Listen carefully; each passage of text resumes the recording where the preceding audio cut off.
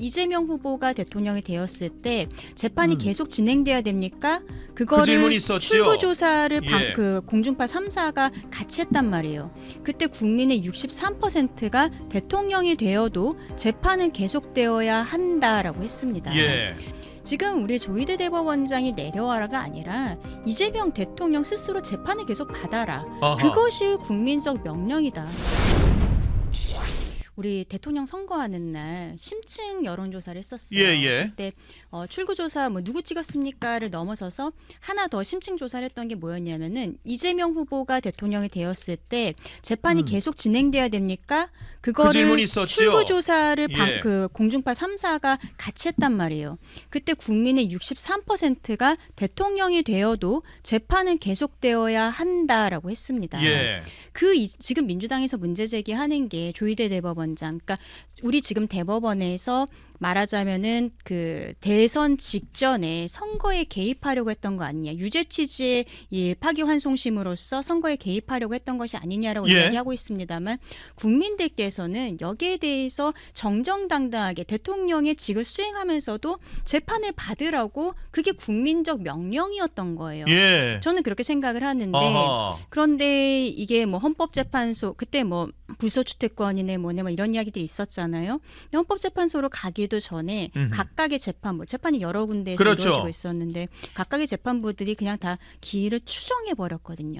추후 지정한다는 거예요. 그냥 재판을 안 하겠다. 예.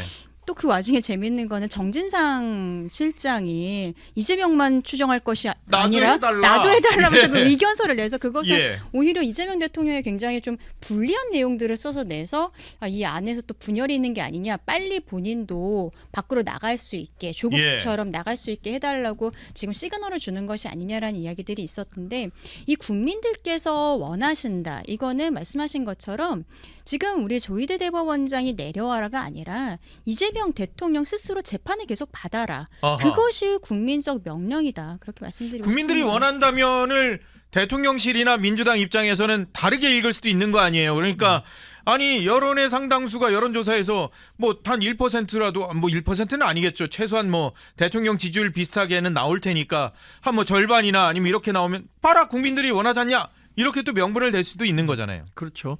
그래서 반 이재명 선봉장이라고 얘기를 하는데 조희대 대법원장은 전 반 이재명 선봉장이 아니라 법치의 선봉장이죠. 사실 그 예상치 못했었던 그 파기환송심이 나왔잖아요. 전 뭐 그것에 대해서 세월이 지난 다음에, 좀 시간이 지난 다음에 이렇게 얘기하는 분들이 많더라고요. 어떻게요? 그때 당시에 파기 자판이 나왔어야 된다. 파기 그 자리에서 그냥 판결을 내려버리는. 파기 자판이 나왔어야 하는데 오히려 조희대 대법원장이 이재명 대통령을 결과적으로 살려준 셈이죠.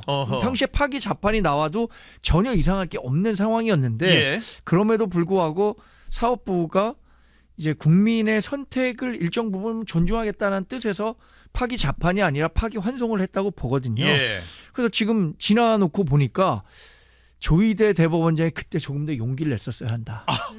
그러면 이재명 대통령이 대통령 된 일도 없었고, 뭐 죽은 자식 뭐 만지기라고 하지만 당시에 파기 자판이 나온다고 하더라도 민주당에서 이것을 뭐 그 뒤집을 만한 어떤 법률적 근거나 여론 이런 것 부족했을 거라고 봐요. 왜냐하면 재판이 계속 진행돼야 한다고 한 사람이 63%고 우리나라가 세계 그 행정부와 입법부, 사법부 가운데 그래도 신뢰도를 조사하면 사법부에 대한 신뢰도가 가장 상당히 큽니다. 높게 나오죠. 사법부에 대한 신뢰도가 가장 큰데 뭐 그런 면에서 조금 좀 아쉬운 대목이 있습니다.